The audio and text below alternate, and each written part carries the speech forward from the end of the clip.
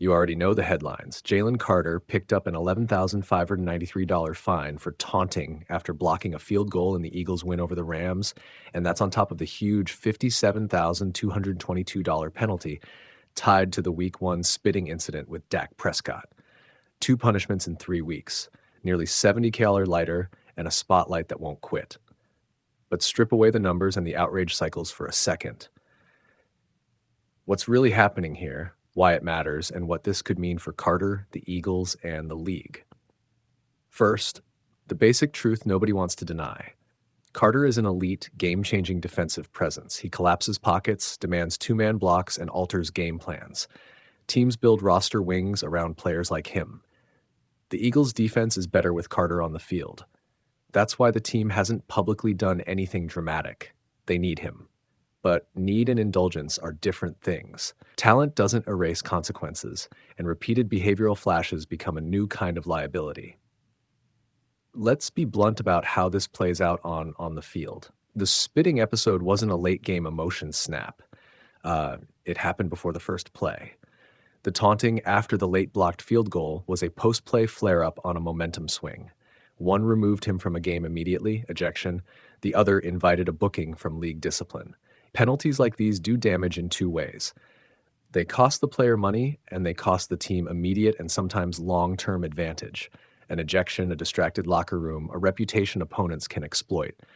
Momentum and field position are currency in close games. Carter's penalties have real, measurable impact.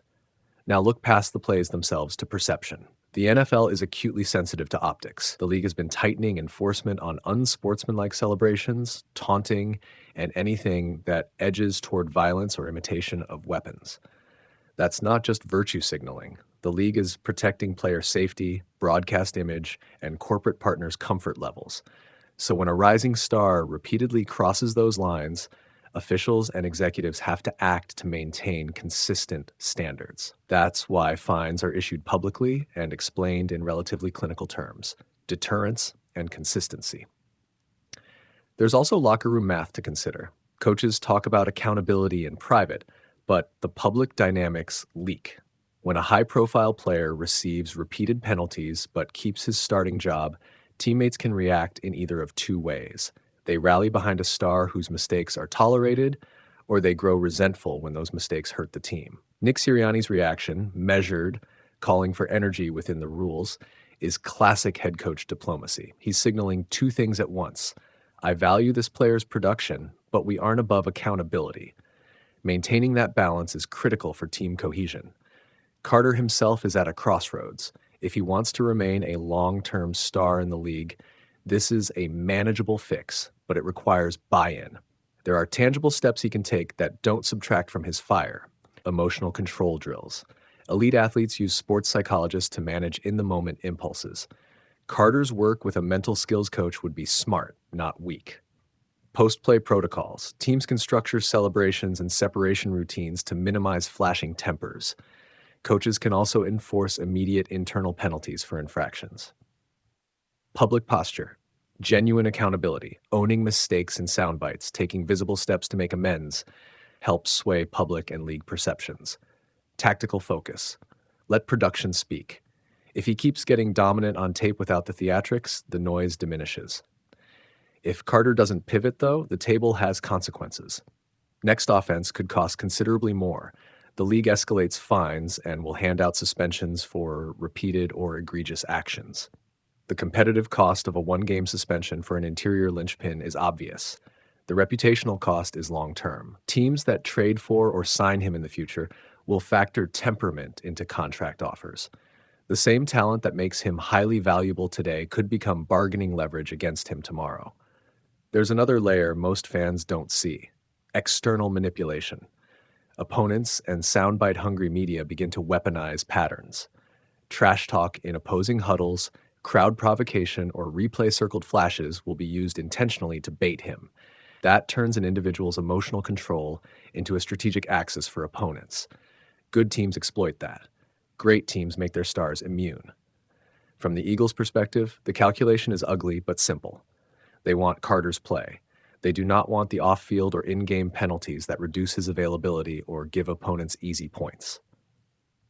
Their options are limited: admonish publicly and privately, keep him playing under stricter rules, or bench/suspend for longer to set an example. So far, the choice has been to rehabilitate internally and lean on his production, which works until it doesn't. For the league, Carter is a test case on consistency. If a lesser-known player committed the same acts, we'd see similar fines and likely less forgiving headlines.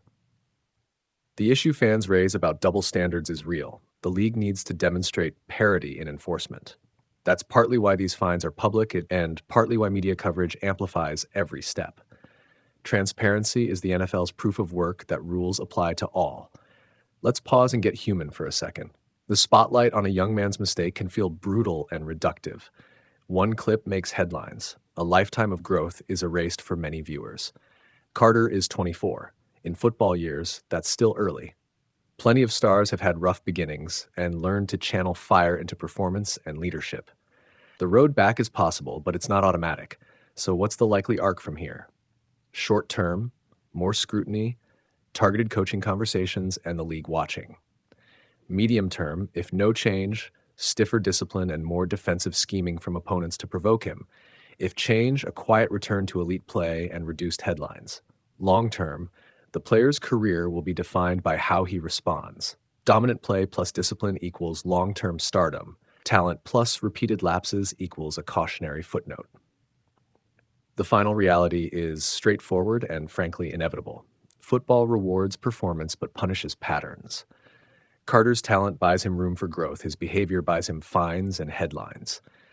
The margin between all-pro and what could have been is surprisingly thin, and often it's not a lack of ability that tips the scales, but a lack of control at key moments. If he wants to change the narrative, he should let the tape do it.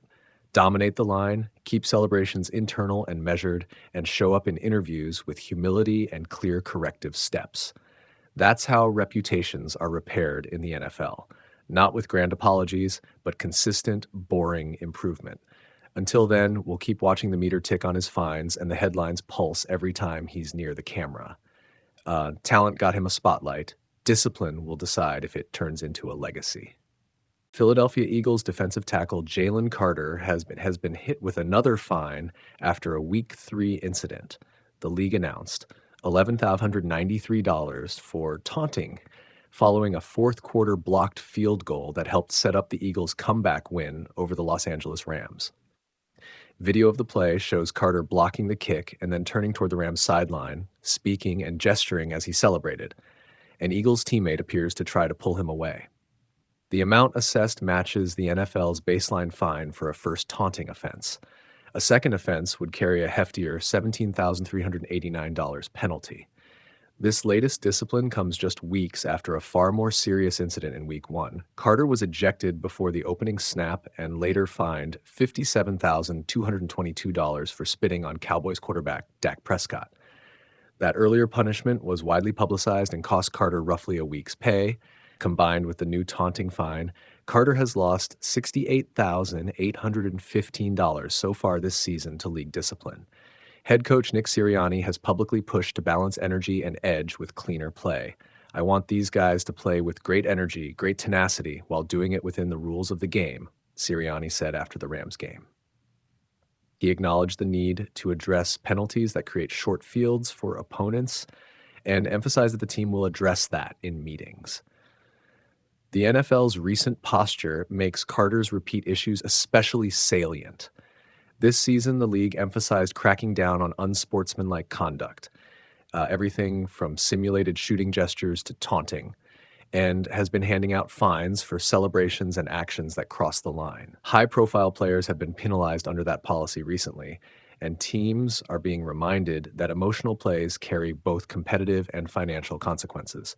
From a team standpoint, Carter remains a high-impact defender whose on-field play can swing games. Philadelphia still managed to convert the blocked kick into a game-changing defensive touchdown and a 33-26 victory. But repeated lapses in judgment threaten availability through ejections or escalating discipline and can become a distraction for a club that wants to keep focus squarely on winning. For Carter personally, the fines raise two questions. Can he keep his emotional intensity from spilling over into actions the league will punish?